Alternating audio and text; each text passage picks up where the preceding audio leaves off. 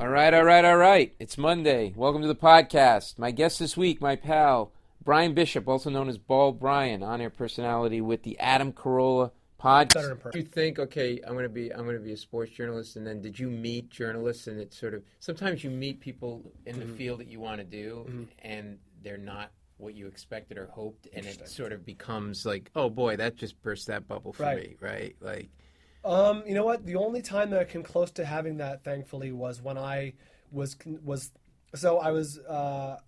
there was no high school in my city, so I was going to go to a different high school in a different city, or I could go to the private high school a couple of cities away. And when I was considering what school to go to, I was thinking about, oh, maybe I should go to this school, high school that is.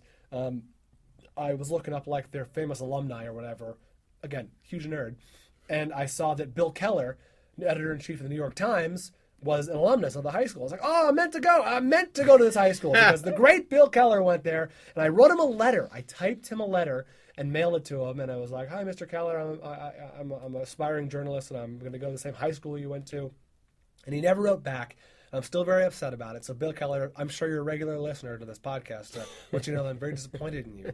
But that was the closest. And you wrote him a plethora of letters. I wrote him a plethora of needlessly elaborate words, and I never heard back from Mr. Keller. But that was the closest I ever came to, have my dreams crushed by a journalist. And so were you like on that path to do journalism? You went to you were a journalism major at USC, I was the right? editor-in-chief of my high school paper. I was the newspaper kid at the school. Everyone knew that was my thing, and I loved it. And then I was a print journalism major at USC. And you know what? Actually, to answer your question, the real crushing blow for journalism, it helped that I was sort of burnt out already. But it was when my professor freshman year, my first journalism professor, he was the worst. He was the worst, and not because, for a lot of reasons, but mainly because I maybe this was naive and juvenile of me at the time, but I had a very strong opinion and thoughts on what's fair and not fair, and what's right and not right. And what was unfair to me was what he did, which was establish a set of rules for his class, but then grade on a totally different set of rules. So the standard was, and this is my first journalism class, and this is really the death blow for me for journalism, was when he explained that you will have two. At some point, because of something, did you do something wrong, or did you? I was actually, I'm trying to figure out the year. I think it was 2003 or 4. 2004, let's say. I got a full-time job with Channel 1 News. And Channel 1 News is the in-school news network, like CNN for teens. It's where Marie Menounos started there, Anderson Cooper started there, Serena Altschul, like a bunch of Lisa Ling started there, a bunch of really well-known journalists started there, sort of like a AAA for journalism. I was a writer there for their website, and so I had a full-time job, but I was still doing K-Rock Loveline at night, and so I'm doing this full-time 8-hour, 40 hours a week, plus picking up shifts at 5 days a week at Loveline, and it's got to be too much, and I was kind of mentally checking out. And one of the things that kept it interesting for me was I wrote a blog for a fan site, like here from the call screener's perspective. Here's what goes on. Right. This isn't look right, or if the coach is without thinking about it, you've already constructed the narrative. Think about just as a sports fan after the game, you're like, oh, that sucked. We just couldn't get anything going, or it's like, oh, everything seemed to go our way. Right. You've already constructed the narrative by the time the final whistle or the final out or whatever has been made. Right. So that's the ultimate. I've already done a fair amount of reflecting, and now I will tell the story. Now I will recount my thoughts and opinions and insights or whatever, in the form of journalism. You know what I mean? Because really, that's the beauty of, I don't know why we're getting back to this. That's the beauty of sports writing, is that you're really an op-ed guy. Even if you're writing the story of how a game went, you're telling the story. It's this player couldn't get his shot to fall today, or whatever it is. But this goes back to what we were talking about at the beginning of this conversation about sports writing and why it exists, right? Because you can make the argument. If I'm a sports writer today, right? Mm-hmm. Within minutes of a game being over, it's on ESPN. Yeah, it's on every ESPN. In-game highlights. So there has to be a reason for being, right? So when you're writing this piece as Bryan Bishop, it's like the only reason for you to write this piece is not to inform people that the Right. Lakers won 81-84. Yeah, because they can get that from a box score. That's that back to your list of facts. Thing. Right. So, okay, it's to give them a picture of that game and an experience of that game that only Bryan Bishop, and then the Bryan Bishops of the world sort of become the Frank DeFords of the world and so forth, right? Mm-hmm. So in that sense, that makes sense to me that you have to sit and plot and think and sit and plot, right? Mm-hmm. Before you write. Mm-hmm. Here, in your role on the show, and I don't know on your podcast as well possibly, it's a matter of just run and gun. Much right? more so here. Yeah, right. much more so here. And when did you feel like you had it? You got it? Oh, I don't feel like I have it at all.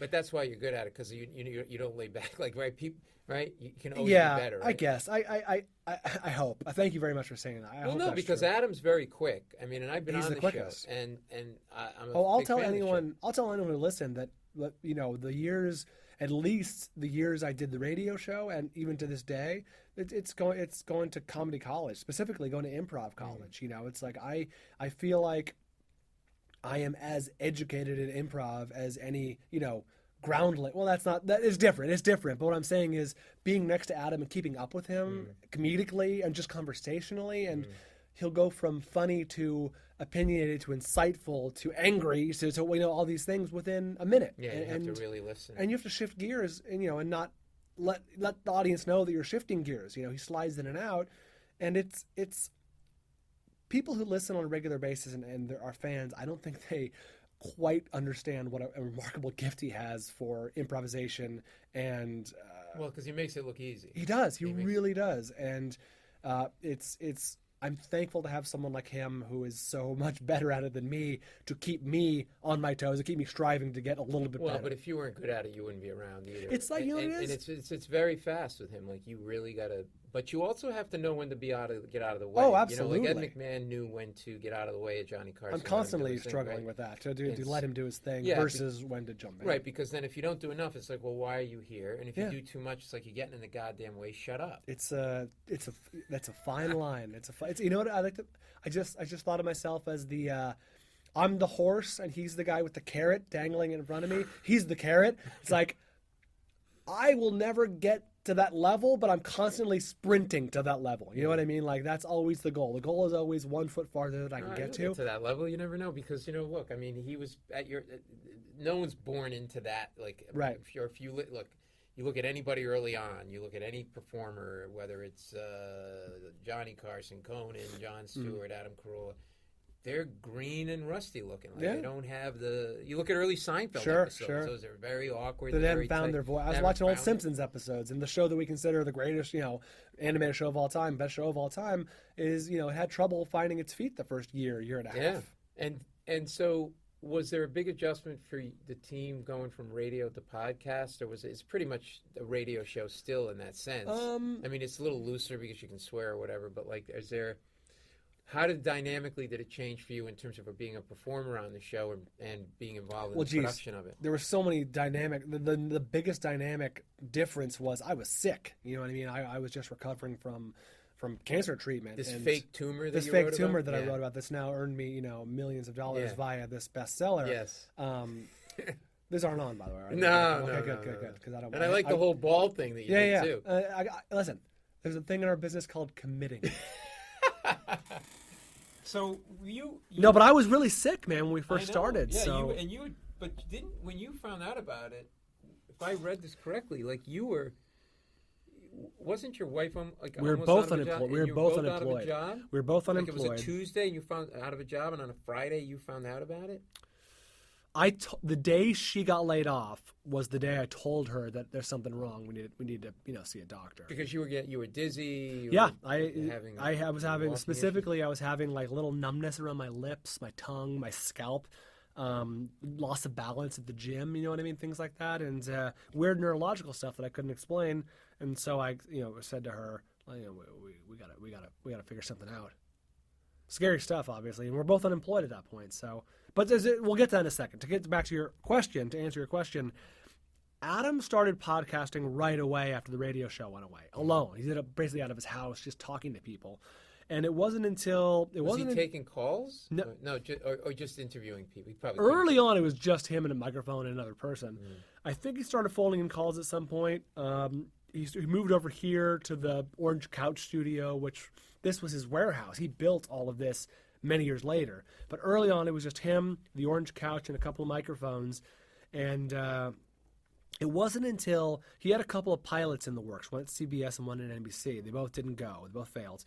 And it wasn't until then that I got the call from him, and I was just starting to recover myself. And this was early 2010, I think. Maybe late 2000. I know it was early 2010, I think it was, when I got the call from him and said, hey, I'm done with these pilots. I don't care if I'm putting it behind me. I believe in the podcast. I want to put the band back together. Would you come back and be part of the show, just like the old radio days? And now, how long had you guys been apart at that point? The radio show, about a year, because the radio show had gone off in February 2009. I got diagnosed April 2009, and I spent basically the next 8 months, 6 to 8 months, really like battling, for my health. And once I started to recover, fortuitously, it was at the same time Adam was sort of committing himself to this podcast. Like, I really believe in the podcast. I think it's going somewhere. I want to do it like the radio show. He was on the forefront of that. He really was. He really was. Especially of doing, I mean, there were clearly people who were doing podcasts before, but Adam wanted to do it like the old radio show, which was kind of visionary. The people were doing it mostly, out of their their homes or out of their cars, or it was more of a fly by night operation for the most part, for industry wide. And Adam was like, no, we're gonna make a show out of this. We're gonna have guests. We're gonna have a producer. We're gonna have news, and we're gonna it's gonna be the show. And I said, sounds great. And that's when we started podcasting. I think it was early 2010. Like as the show it now is when it began to take shape. And were you was the plan, the blueprint, the 30,000-foot vision, basically the radio show as a podcast with you guys picking up your roles on radio? Yeah, for the most part. I mean, we built it out little by little. I mean, it was a while before I even got my sound effects machine. It was a while before we put a door on the studio. You know what I mean? Like, the things got built out piece by piece, but then I forget what it was, but at some point Adam was like, this where we're sitting, literally where we're sitting right now in the studio, this was like open warehouse space. Adam has tools back here and his cars and stuff. Yeah. And he said, I'm clearing all that out. He's a big car guy for people who don't know. And he had cars that were in various stages of, renovation and repair. He said, I'm clearing all this out. We're turning this into a studio. Green room, multiple studios, offices, control room, all that. You've seen this place? Oh, right? Yeah. So he frames it all out. I've done his here, and I've done Dr. Drew's. Okay, so you've seen the whole operation when it's up and running. Yeah. And it's impressive. And he had the vision, and he's like, this is going to be like a for real business. And I'm glad he did. So after you get laid off, 2009, it's literally right on top of that you get diagnosed. Yeah, right? a couple months later. Yeah, and you get a prognosis of 6 months. Right. So how do you go through that therapy and not just say, well, I got 6 months, it's not worth it, fuck it. Like, how do you keep a stiff upper lip, and how do you go forward? Well, a couple things. Number one, I went to a different doctor. I got a second opinion, and the doctor offered me a little bit of hope. He was like, I explained to him we got the 6 months to a year diagnosis, and he was like, I would take that with a big grain of salt. He's like, this is potentially treatable. Like, I can't guarantee you that we're gonna knock this out of the park, but this all is not lost. So why was this first doctor so pessimistic? He sucked. Yeah, he sucked. That doctor sucked. You should not go to a drive-through cancer treatment center. That's what I'm trying to say. No kidding. I know. Donuts hindsight, Paul, is 2020. An In-N-Out Burger / cancer treatment center. P.S. Give me the double. And the initial doc. Here's how horrible he was. He gave me 6 months to a year, and then it was a full week before I heard from him again. It's like, if I have 6 months on this earth and you're waiting a week to call me to start treatment, you've taken up a certain percentage of my life. So it's like I'm glad time is so cheap to you, but you're telling me it's quite expensive. So I ended up with a different doctor, and also Adam, Carolla is a good guy and a good friend, in addition to being a good boss and a good podcaster. And I called him to tell him the news, and this story is in my book. But his first call was to Dr. Drew, and then to Dr. Bruce, is another doctor that he knows, who's a doctor who comes on our podcast once in a while. And Dr. Bruce is an ER doctor, so he actually knows a lot about a lot. Right. He knows a little about a lot. And so Dr. Bruce, actually, his sister had the exact same thing, the same brain tumor in the same part of her brain, the brainstem. And he's like, I'm happy to talk to Bryan and have him call me. So I called Bruce, and this is right after the diagnosis, so we're pretty shaken up. And he's like, this all sounds. I'm telling him what's happening. He's like, this is all bringing back memories from my sister. This is the same thing. Brainstem glioma is the name of the tumor. And he's like, yeah, she had that too. And I'm like, what happened to her? How long did she last? Basically, like what happened to her? And he's like, oh, she's good. She's living in Pasadena. She was 10 years later. And I'm like. Wow. It was that little glimmer of hope, you know what I mean? That must have been the longest 3 seconds of your life after you asked the question and the answer. And I didn't even know what I wanted to ask because I didn't want to ask him a potentially painful question like when did your sister die? Yeah. And he's like, oh no, she's living in Pasadena. It's been 10 years, and it's like, oh, so it's not a death sentence. Like people we know, friends, people we know live with this thing. So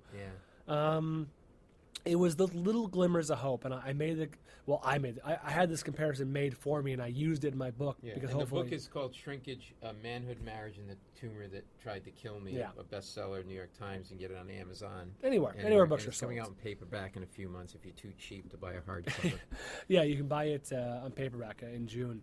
But I mentioned this in the book. It was told to me, and I thought it was so great, and this has really helped people, or so they've told me. Some people have told me that it's like when you get this devastating news, this diagnosis, it's like you're at the bottom of a well, and you don't know how to get out, and these little bits of hope, these little bits of information that help, these little friends that have survival stories, doctors that have good news, good scans, good tests, good blood test results. All these little things are like little pebbles, like little rocks you can grab onto to get yourself out of the well. And you search for these pebbles, and sometimes you find them, and sometimes you have to search for them. But every little bit of information, every little bit of hope is like that little pebble you can get a foothold on or grab hold to and get yourself out of that deep dark well. You're into this a few months, and the chemo and the radiation is brutal. And you had said something that I read, that you could sit in the waiting room when you were waiting to go into radiation, and you could tell in terms of the other patients who was doing okay and who was having a bad day. Right. From your perspective, how could you tell? It was the radiation room, the waiting room for the radiation area is very intense. In what sense? Just in the sense that you know why you're there, and everyone else knows why everyone else is there. I mean, in terms of life and death. Right. I mean, no one. The waiting area this is my perspective. The waiting area for like the cancer infusion center that I still go to, there's people of varying degrees of sickness. Like some people are there, like me, they're in maintenance mode, and they're just there to get their their infusion every 3 months, and they're off living their life. And I'm very fortunate. Is that where you are now? It's called maintenance mode? Yeah, that's where I am now, and I'm very, very, very fortunate. Are you beyond the 5-year? I am. It'll be 6 years. It'll be 6. Yeah, 6 years in April. Now I know 5 years is sort of the magic number for breast cancer, but is it for your type of cancer? It's also considered a big number for any type of cancer. Yeah, and there's nothing there. Nothing. No.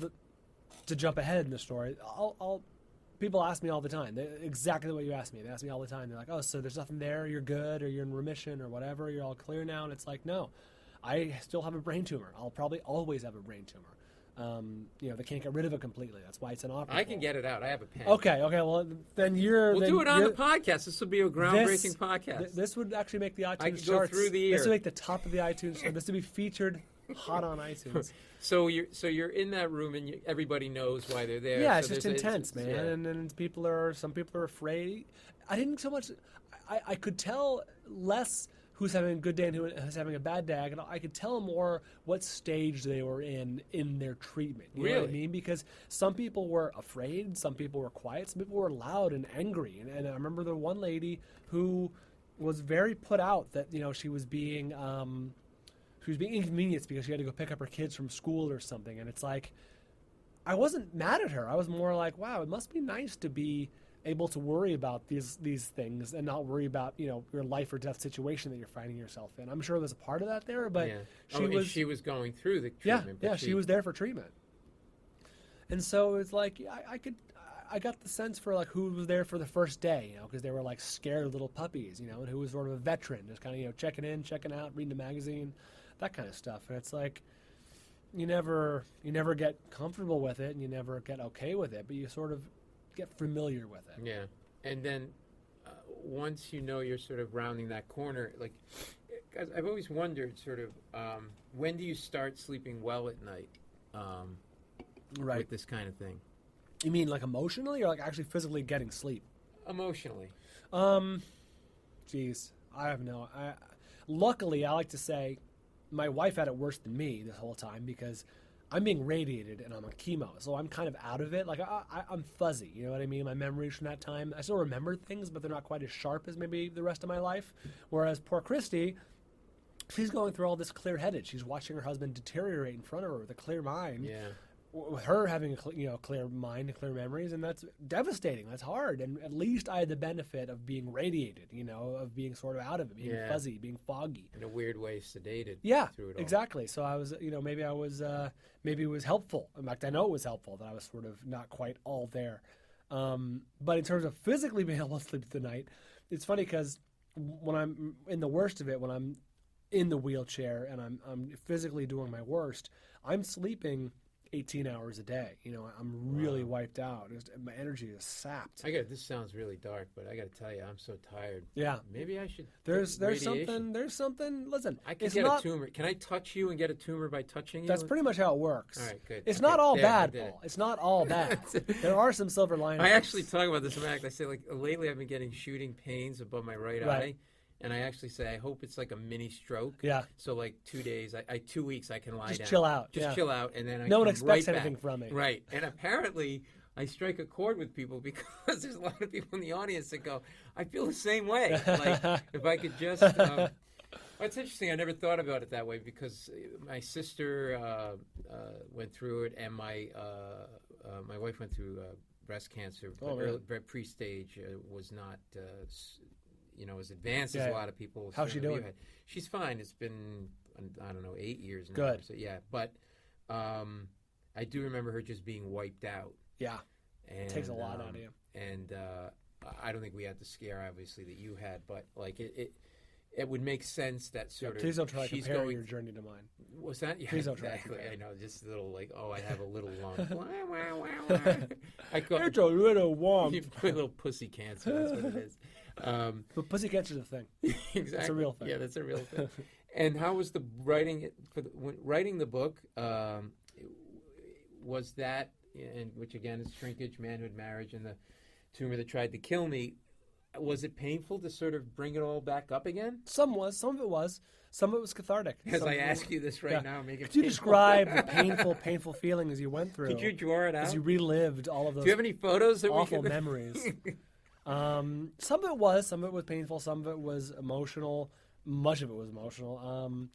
Some of it was cathartic. I was happy to put a lot of it in, not in perspective, but like compartmentalize it. You know what I mean? Like put it in like. Explain that in what sense?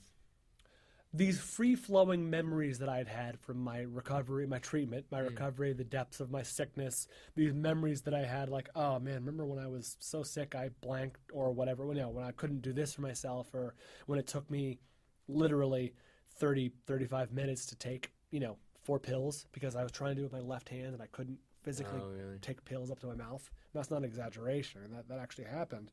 And it was nice to be able to put it in the context of a narrative and a story that ends well, as opposed to just having these memories, these notions of like, oh yeah, I remember when it was like that, and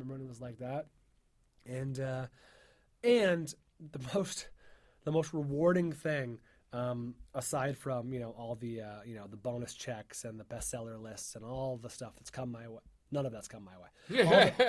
Aside from the most rewarding thing, honestly, you drove up in a Ferrari the shape of a tumor. I really did. That's the big fuck you to. Well, luckily my tumor was the shape of a Ferrari, so it worked out perfectly. Red and very sleek, very aerodynamic. Right. Better that than a Fiat. Those are always breaking down. The most rewarding thing, I get emails and tweets. I got a tweet yesterday.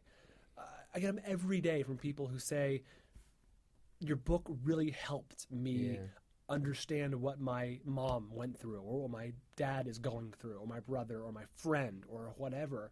And being able, I did not realize this, Paul, I swear to God, when I was writing the book, that it was going to be helpful to people, that it was going to be like people could not just learn from it, just get some perspective and like understand what people go through. Why did you write it? I wrote it because I got a nice advance. I wrote it because that's the best answer I've ever heard. Because I got an editor who came up to me and said, "Would you write a book?" Did they hear about you talking about it on the podcast? No, the book agent, my book agent was you remember Teresa Strasser, our old co-host? Her book agent reached out to me and said, "Hey man, I'm a fan of the show. I think you have a great story. I think we can sell it. Would you write a proposal?" I wrote a proposal and I got a nice offer for an advance, and so I was contractually obligated to write a book. Like I said, writing comes easy to me, so it wasn't difficult.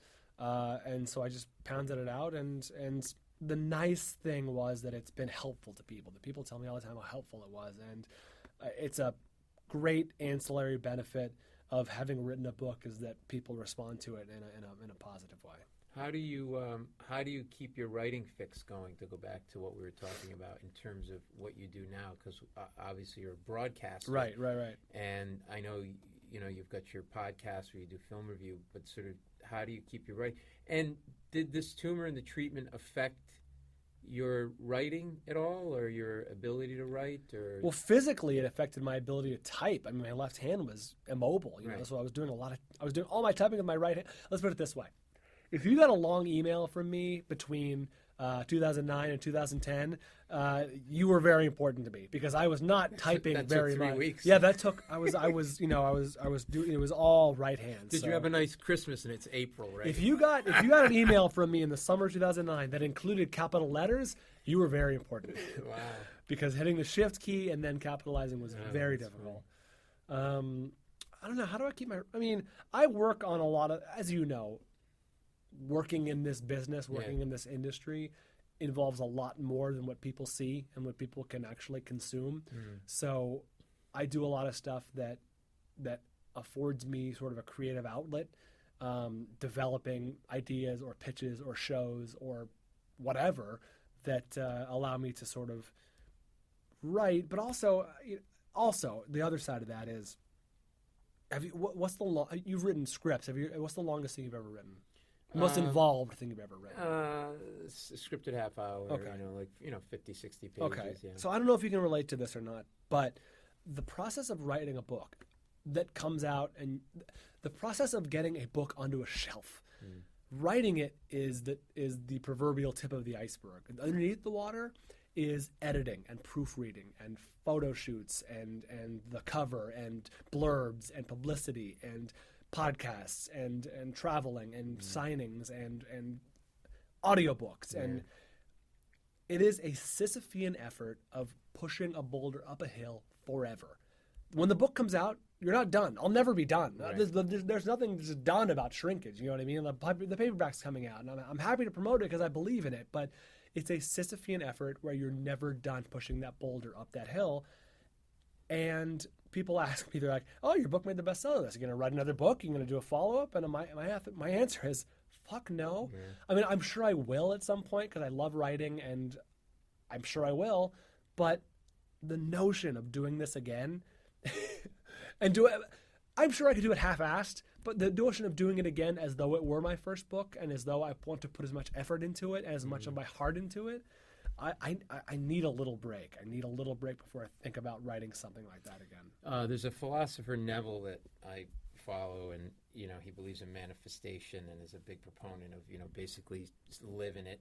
Is he alive? Is this a current guy, or is he an old? No, he's dead. He's a French philosopher. Okay, I didn't know. Yeah, and had a tumor just like you now. Oh, Jesus! And handsome bastard. Yeah, exactly. And is a big believer in this idea of sort of if you are living it, it becomes true, right? Okay. And so it sounds a little bit like when you got your prognosis, you just wouldn't let yourself believe that it was 6 months, right? Sure. So one could argue perhaps it became true. This is going to sound crazy, but maybe if there's a God or whatever it is, you got a tumor because you needed something to write about. That is because you weren't that writing, is and I don't know if that's dime store psychology. No. But... I touched on that, not that, but I touched on that notion in the book, which was I was listening. So, speaking of philosophy or those types of things, I was introduced to guided meditation because I'm a kind of guy who's open-minded. I'll try anything. I'm thinking of trying meditation. Do you do it? I did it when I was going through the treatment. Did it and radiation. It helped tremendously. It helped tremendously because it's just even if you don't have this great epiphany, it's great to just quiet your mind and to take time to just reflect and put the day's events in order and in some semblance of meaning. And guided meditation is sort of like beginners because someone is literally telling you, okay, now breathe in, or whatever. Now think about this. Are you using a tape or something? Yeah, I think my buddy gave me a bunch of CDs and I digitized them and listen on my iPod or whatever. And I had my mind blown one day because I'm doing my guided meditation, and this is one that's specifically for cancer. And the woman says, now I want you to thank your tumor. And I thought to myself, that's weird. Like, did I hear that right? And she said, thank your tumor for showing you what's important in life and for giving you purpose and for making you look at the world in a new way and for those types of things, and say, okay, thank you. You've done what you've come here to do, and now you can go. I'm done with you now. And I thought about that and blew my mind. And I was like, in a weird way, I am thankful for this tumor because I am looking at life a little differently. And to extend to what you were saying, I probably never would have written a best-selling book had I not had a brain tumor. So thank God I did, and thank God I was able to turn it into something. And where did you buy the tumor? Because you had to put in so you could write the book. Yeah, right. I clicked through the Amazon banner on AdamCarolla.com. So we got a little kickback. We got a kickback. Yeah. Well, do you permanently look at life differently now after this experience than you did before? I know I take a lot of things for granted, and I bitch and complain. Right. And I would imagine that if I went through this, hopefully I'd be bitching and complaining less. You would be. No, you wouldn't be. You would be complaining the same. The reason I You say know me that, too the reason, well. no, well, I know you and I know human nature. The reason I say that is people ask me that a lot, and my answer is no. I don't look at life all that differently, to be honest with you. I look at life the same way I did beforehand. I mean, I have a greater appreciation for things, and what I have greater appreciation for is I really appreciate the little things in life. I remember the first time after my treatment when I got frustrated that the mailman didn't take a letter I had left out for him, and I was pissed, and I stopped and I thought, how nice is it to not be worried about life and death and to be pissed that the mailman didn't take my letter. It's so nice to be pissed about the little things. And people, there's books written, don't sweat the small stuff. Fuck that. Sweat the small stuff because it's great to have the biggest problem of the day be, my gas is lower than a quarter tank. I need to find a gas station. If that's the biggest problem of the day, or I didn't make that red light, or if that's it, you're living, man. You're doing it. So there's some solace to be taken in the small stuff. All right. Well, good. Well, I'm glad you're well. You're not going anywhere, and I guess the tumor's not going anywhere either. It's hanging out, but it's small. I like I say, if I can live like this with a tumor at bay for the next 30 years, I'll be a happy man. So absolutely. It's you not, have to write a follow-up. My next 30 years with the tumor. My next 30. No, it should be the long-anticipated follow-up. Fuck the tumor. I'm going to my left. I'm going to the left. I'm driving left. I'm driving left. The book is Shrinkage, Manhood, Marriage, and the Tumor That Tried to Kill Me. The podcast is the Adam Carolla podcast, which is hugely successful. And your podcast, The Vault. Film Vault, where you do movie film talk. reviews, movie talk. Yeah. It's really interesting. I listened to a couple of people. Should check that out. iTunes, right? They can hear that on iTunes. Of course. And thank you for doing this. You're the best. Dude, it's great to see you. Thanks for having me on. I'm glad we're finally able to do it. And, yeah, man, it was fun. Yeah, we're going to get a beer now. For sure. All right, brother. See you, pal. Thank you. All right, that was Bald Bryan Bishop from the Adam Carolla podcast, and best-selling, New York Times best-selling author, Shrinkage, Manhood, Marriage, and the Tumor That Tried to Kill Me. Get the book, a great read, a great guy. Hope you enjoyed it. I'm in L.A. for the next few weeks working on a pilot, so you can see me in the L.A. area. Look me up. I'm at the Improv. I'm at the Laugh Factory and the Pestine Ice House, among other places. So just go online to see where I am, paulmecurio.com, and you can pick up my CD. It's Not Me, It's the World. New CD out. It's the most brilliant CD ever, according to my mother. All right, thanks for checking out the podcast, people.